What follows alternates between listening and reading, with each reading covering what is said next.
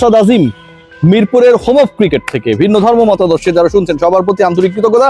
Serious discussion করতে চাই। আগামীকাল রাত পহালেই মুখোমুখি হবে বাংলাদেশ না, ইন্ডিয়া না, Pakistan and Sri Lanka. Most important match in the super 4। কেন এই ম্যাচটা গুরুত্বপূর্ণ? বাংলাদেশ শ্রীলঙ্কা ম্যাচ আমরা দেখেছি, বাংলাদেশ শ্রীলঙ্কাকে উড়িয়ে দিয়েছে। তাওহিদ হৃদয়ের ব্যাটিং দেখেছি, তাণ্ডব দেখেছি সাইফ হাসানের। আমরা দেখেছি শ্রীলঙ্কা আফগানিস্তান ম্যাচ, যেখানটায় আফগানদেরকে শ্রীলঙ্কা জয় বঞ্চিত করেছে। টেবিল টপ হিসেবে নেক্সট রাউন্ডে গেছে, বাংলাদেশ সেকেন্ড বেস্ট টিম হিসেবে সুপার 4 নিশ্চিত করেছে। কিন্তু শ্রীলঙ্কা পাকিস্তান ম্যাচ কেন ইম্পর্টেন্ট? শ্রীলঙ্কা পাকিস্তান ম্যাচের হাইপটা কেন অন্য যে কোনো ম্যাচের থেকে, অন্য যে কোনো দিনের থেকে আমাদের কাছে, শ্রীলঙ্কানদের কাছে না, পাকিস্তানিদের কাছে না, তার থেকেও বেশি আমাদের কাছে ইম্পর্টেন্ট? দেখুন, বাংলাদেশের ক্রিকেট নিয়ে, বাংলাদেশের অগ্রযাত্রা নিয়ে, বাংলাদেশের সামনে এগুলো নিয়ে, কোয়ালিটি নিয়ে, অ্যাপ্লিকেশনস নিয়ে অনেক প্রশ্ন সবচেয়ে বেশি তুলেছে। আমরা তুলতে পারি ভাই, আমি তুলতে পারি, আপনি তুলতে পারেন। আমরা এই দলটার পেছনে আমাদের মেধা, আমাদের আবেগ ইনভেস্ট করেছি, রাইট? কিন্তু যখন ভিনদেশি কেউ বাংলাদেশকে নিয়ে বাজে কথা বলে, ছোট করে, ঠিক তখন সেটা গায়ে লাগে। যেই দলটাকে নিয়ে বাজে কথা বলেছে, এশিয়া কাপের সৌন্দর্য নষ্টকারী বলেছে, ফাইনালে বাংলাদেশ কোনোভাবেই যেতে পারবে না, আফগানিস্তান ইন্ডিয়া ফাইনাল খেলবে, এইরকম কমেন্টস গুলো এসেছে কিছু বোদ্ধার কাছ থেকে, সেই দলটা এখন চোখে টার্গেট করেছে final. That is our country, Bangladesh. এবং পাকিস্তান শ্রীলঙ্কার ম্যাচে যেই দলই জিতুক না কেন, বাংলাদেশের ফাইনালে যাওয়ার, এখন সুপার 4-এর পরের রাউন্ডটাই তো ফাইনাল, বাংলাদেশের ফাইনালে যাওয়ার ক্ষেত্রে এই ম্যাচটা অনেক বেশি ডিসিশন মেকিং হবে। কি কারণে হবে খেয়াল করে দেখুন। দুইটা দলই তাদের প্রথম ম্যাচ খেলেছে, বাংলাদেশের বিপক্ষে শ্রীলঙ্কা হেরেছে, ইন্ডিয়ার এগেইনস্টে পাকিস্তান হেরেছে। এবং এই দুই দলের অবস্থা এত বাজে যে মাইনাস রান রেট নিয়ে তারা টেবিলে 3 এবং 4-এ রয়েছে, তলানিতে রয়েছে, তাদের কোনো পয়েন্ট নেই, জিরোর মধ্যে রয়েছে। এখন এই দুই ফ্লপ টিম সোফার আফটার দেয়ার ফার্স্ট ম্যাচ, তারা যখন মুখোমুখি হবে তখন কোনো একটা দল তো জিতবে।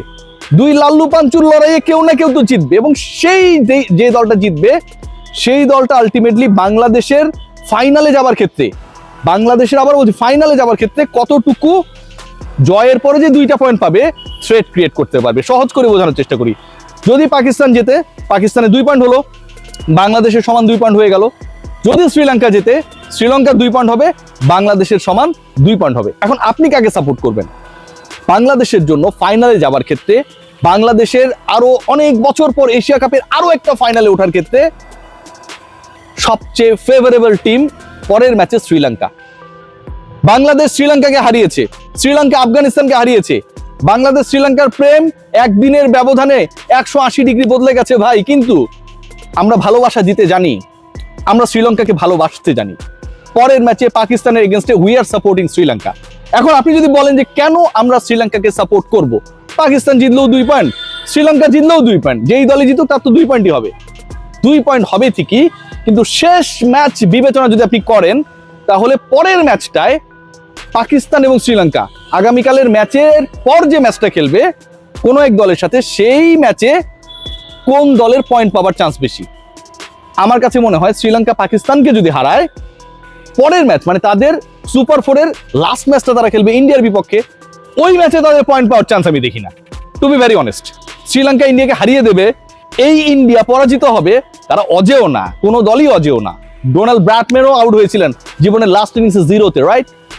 কিন্তু এই মুহূর্তে আপনি শক্তি বিবেচনা যদি করেন, পাকিস্তানের বিপক্ষে শ্রীলঙ্কা জিতলো, 2 পয়েন্ট পেল, ইন্ডিয়ার সাথে তাদের পরের ম্যাচ, ওই ম্যাচে তাদের জয়ের সম্ভাবনা 100-র মধ্যে maximum 5 to 10%। So Sri Lanka ultimately 2 পয়েন্টেই থাকবে, শ্রীলঙ্কা 4 হবার সম্ভাবনা নেই। কিন্তু পাকিস্তান যদি জেতে, তাহলে সমস্যাটা কোথায়? পাকিস্তান যদি এই ম্যাচটায় জিতে যায়, পাকিস্তান যদি শ্রীলঙ্কার বিপক্ষে 2 পয়েন্ট পেয়ে যায়, শ্রীলঙ্কা 0-তে থাকলো ঠিকই, পাকিস্তানের হয়ে যাবে 2। এবং বাংলাদেশ পাকিস্তান যেই ম্যাচটা হবে 25 তারিখে, সেই ম্যাচে আল্লাহ না করুক পাকিস্তান বাংলাদেশকে হারিয়ে দিলে পাকিস্তানের পয়েন্ট হয়ে যাবে 4। তার মানে বাংলাদেশকে ডিফিট করার তাদের একটা বিশাল অপরচুনিটি থাকবে ভাই। সেই সুযোগটা আপনি পাকিস্তানকে দেবেন যে শ্রীলঙ্কার বিপক্ষে জয় পেল, বাংলাদেশকেও হারিয়ে দিল? নাকি শ্রীলঙ্কা যদি পাকিস্তানকে হারিয়ে দেয়, পাকিস্তানের ম্যাচ বাকি থাকবে একটা, বাংলাদেশের বিপক্ষে জিতলেও তাদের পয়েন্ট 2-এর বেশি হবে না, বাংলাদেশের এই মুহূর্তের এক্সিস্টিং পয়েন্টকে তারা ক্রস করতে পারবে না, কোনটা বেটার? ডেফিনেটলি শ্রীলঙ্কার উইন বেটার, কারণ পরের ম্যাচটা তারা খেলবে ইন্ডিয়ার সাথে, যেটায় তাদের জয়ের চান্স তুলনামূলকভাবে অনেক কম। বাংলাদেশ দলের এই মুহূর্তে যে সিচুয়েশন চলছে তাতে নাম্বার 5-6 নিয়ে একটা ডিসকাশন রয়েছে, আর সাইফুদ্দিনের কামব্যাক করা নিয়ে একটা ডিসকাশন রয়েছে।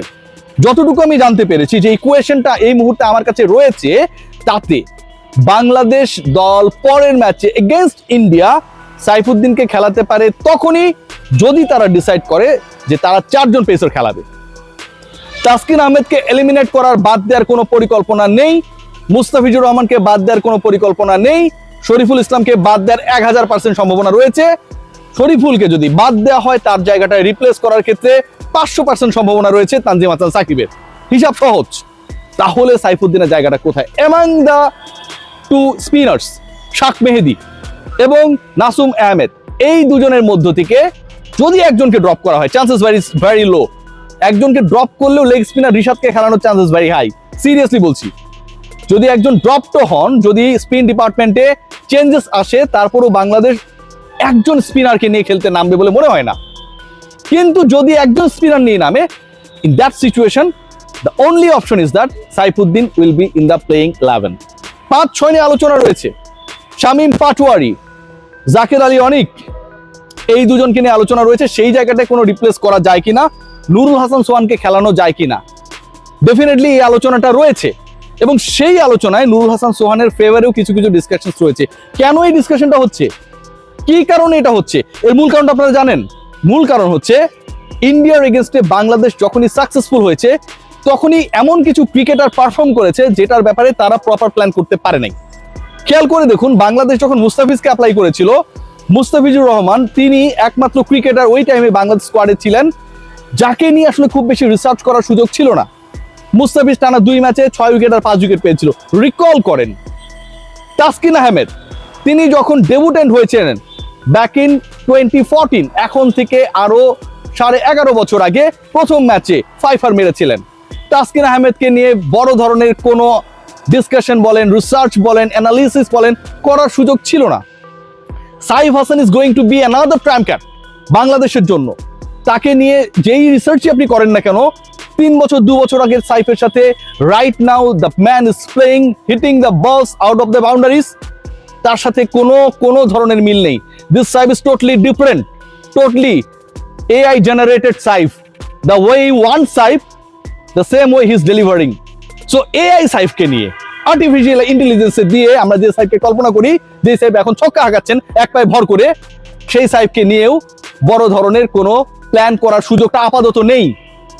কজ নতুন সাইফ, নিউ ব্র্যান্ডেড সাইফ, নতুন মডেলের পোরশে সাইফ, তিনি ম্যাচেসই খেলেছেন মাত্র 2-3টা নতুন করে তিনি যখন ব্যাক করেছেন। সোহানের ক্ষেত্রেও the same thing could be applicable. Sohan is a cricketer যার ক্রিকেটিং শটসগুলো আনঅর্থোডক্স। আপনি যেরকম কল্পনা করবেন উল্টাপাল্টা শট খেলবে, এবং এই আলতু ফালতু টাইপের শটগুলো। সোহান গুড ক্রিকেটার, দারুণ রান করেন, শটগুলোর কথা বলতেছি যেগুলো আসলে ভ্যাবাচেকা খাইয়ে দেয়, দর্শকদের খাওয়ায়, ফিল্ডারদের খাওয়ায়, ব্যাটারদেরকে খাওয়ায়। এরকম কিছু শটস যদি খেলা যায়, you have to put in your mind that it's going to be a 20 overs cricket match, right?